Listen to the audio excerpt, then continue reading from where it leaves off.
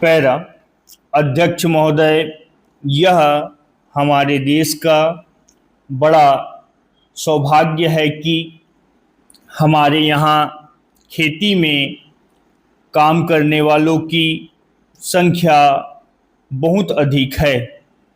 कुछ समय पहले हमारे देश के योजना मंत्री जी ने बताया था कि देश में बेरोजगारों की संख्या बहुत बढ़ रही है, जिन्हें हम खेती के काम में लगा सकते हैं।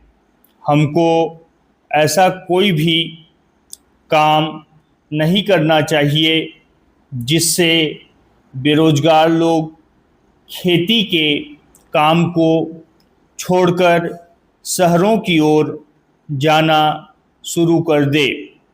मंत्री महोदय के कहने का अर्थ यह है कि हमें खेती में काम करने वाले किसानों को अधिक से अधिक सुविधाएं देनी होगी, जिससे वे लोग अच्छी तरह से अपने परिवार का पालन कर सके और अपने बच्चों को शिक्षा के लिए स्कूल भेज सके। एक समय था जब हमारे देश का किसान कर्ज में पैदा होता था, कर्ज में बड़ा होता था और कर्ज में ही मर जाता था। परंतु आज स्थिति अब वह नहीं रही। यदि इसी प्रकार से हमारी सरकार किसानों की भलाई के लिए कार्य करती रही तो किसानों को भी पूरा विश्वास हो जाएगा कि सरकार उनका हित चाहती है और उनको पूरा सहयोग देकर खेती की पैदावार को भी बढ़ाना चाहती है। पैरा अध्यक्ष महोदय, मैं आपका बहुत आभारी हूँ कि इस अवसर पर आपने मुझे सदन में बोलने का अवसर प्रदान किया है।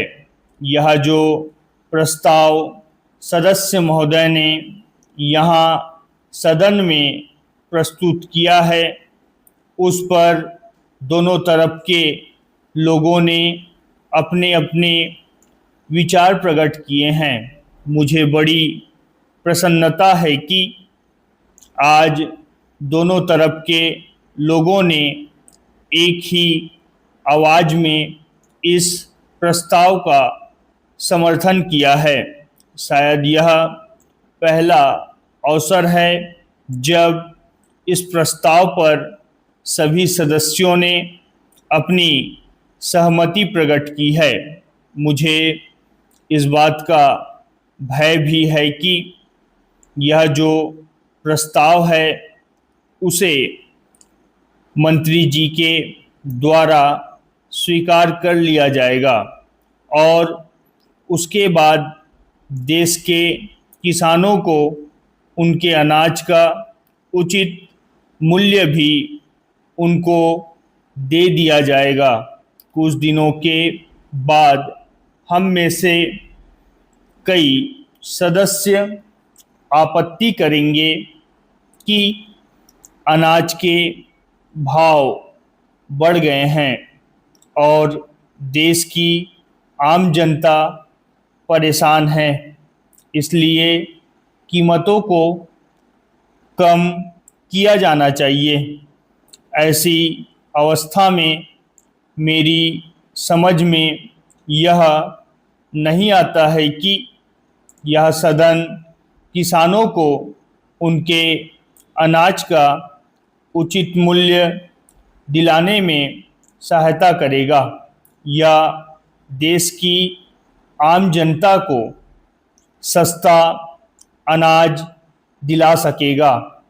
मैं समझता हूँ कि दोनों बातों को एक साथ करना बड़ा कठिन हो जाएगा।